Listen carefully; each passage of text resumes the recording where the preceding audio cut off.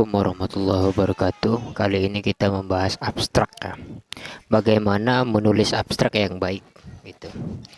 Eh, Pertama kita harus tahu dulu isi dari abstrak itu apa saja. Isi dari abstrak itu pertama adalah gambaran umum ya. Gambaran umum persoalan. Persoalan. Kedua, bisa semacam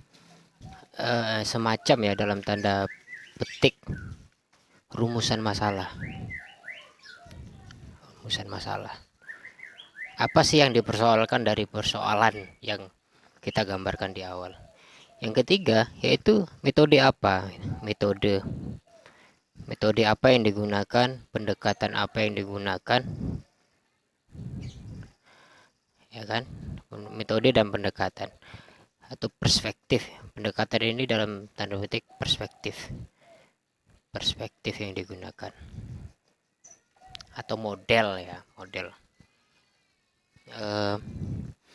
Terakhir itu adalah temuan yang diperoleh, yang diperoleh dalam penelitian gitu ya. Abstrak ini selalu muncul dalam karya-karya ilmiah seperti skripsi, tesis, disertasi ataupun jurnal ya. Oleh karena itu ini penting. Banyak orang yang keliru menulis abstrak ini. Mungkin ada yang bisa menambahkan poin kelima dan seterusnya, tapi menurut saya dan pemahaman saya dari apa yang saya dapatkan di kampus ya, di UIN Sunan Ampel Surabaya, ada 4 poin ini yang penting gitu. Gambaran umum. Jadi gambaran umum ini saya gunakan sebisanya saja ya, papan tulis ini. Gambaran umum dalam abstrak misalnya kita membahas tentang apa ya, misalnya katakan moderasi ya, moderasi beragama.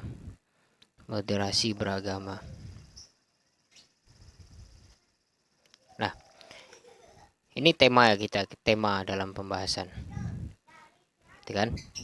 Maka di awal kalimat pertama maka kita berbicara soal moderasi beragam.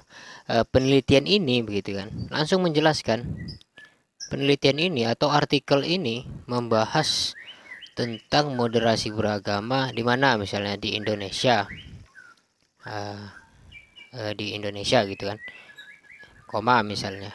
Dah, kita masuk, kalau dirasa cukup penjelasan gambaran umum tentang apa yang kita teliti itu sudah cukup di kalimat awal, maka disambung saja langsung apa persoalannya gitu.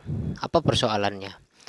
Semacam rumusan masalah, bukan pertanyaan ya, tapi disampaikan dalam bentuk pernyataan bahwa misalnya ya, bahwa banyak tafsiran gitu kan.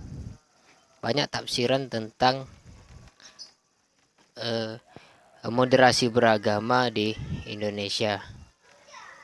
Banyak tafsiran moderasi beragama di Indonesia, diantaranya misalnya, tafsir menurut kaum liberalis, kaum kapitalis misalnya, kaum apalagi. Jadi ada beberapa poin yang menjadi fokus dalam penelitian. Itu nanti di akhir misalnya menurut nasionalis misalnya, titik itu. Jadi ada berbagai tafsir yang kita akan bahas di sini, gitu kan. Maka di awal kita sudah berbicara soal gambaran umum bahwa yang kita bahas adalah moderasi beragama di Indonesia itu berbagai tafsir gitu kan. Banyak tafsiran yang seperti yang disampaikan oleh kaum kapitalis, kaum liberalis dan macam-macam. Nah, ini sudah titik. Maka ketika orang membaca penelitian abstrak kita, mereka sudah tahu arah dari penelitian kita gitu. Nah, selanjutnya yang diinginkan oleh pembaca, yang diingin tahu diingin tahukan oleh pembaca, yaitu metode apa yang digunakan gitu. Nah, selanjutnya di sini setelah titik nanti metode.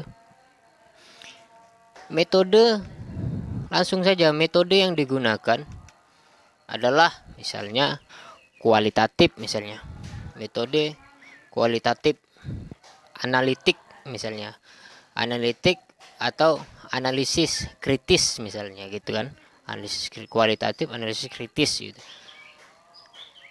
dengan pendekatan menggunakan teori siapa gitu. Banyak teori moderasi beragama, misal menurut kayak Akhil Sirot, menurut kayak Hasyim Asy'ari dan lain sebagainya. Dan boleh kita sampaikan secara ringkas yang dimaksud oleh perspektif yang kita gunakan. Bahwa menurut kayak Hasyim Asy'ari misalnya, bahwa moderasi beragama itu adalah perpaduan antara cinta negara dan cinta agama misalnya. Maka muncullah narasi moderasi gitu ya, moderasi beragama gitu. Titik misalnya, itu kita sudah titik lagi. Kalimat selanjutnya yang kita sampaikan adalah temuan. Temuan apa yang kita dapatkan gitu. Temuan. Di sini titik tadi kita sambung. Adapun gitu kan, atau langsung saja nggak usah pakai adapun, karena kata itu terlalu pasar ya di dalam, atau kata itu sering digunakan oleh orang-orang yang kekeringan tata bahasa. Kita hilangkan aja kata adapun, kita sebut saja langsung gitu ya. Temuan yang diperoleh dalam penelitian ini adalah bahwa, atau adalahnya dibuang. Temuan yang diperoleh bahwa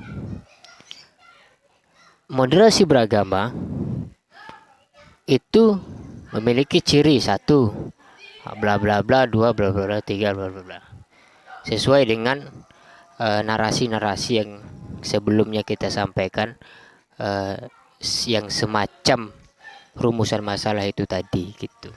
Saya kira itu ya. Abstrak itu susah-susah gampang membuatnya, karena kalau kita tidak memahami keseluruhan penelitian, maka abstrak ini sulit dilakukan gitu, sulit dibuat, walaupun itu hanya narasi singkat yang hanya berisi sekitar 150 sampai 200 kata. Ada juga yang sampai 250 kata. Itu. Abstrak hanya segitu saja. Tapi kesulitannya lumayan ya.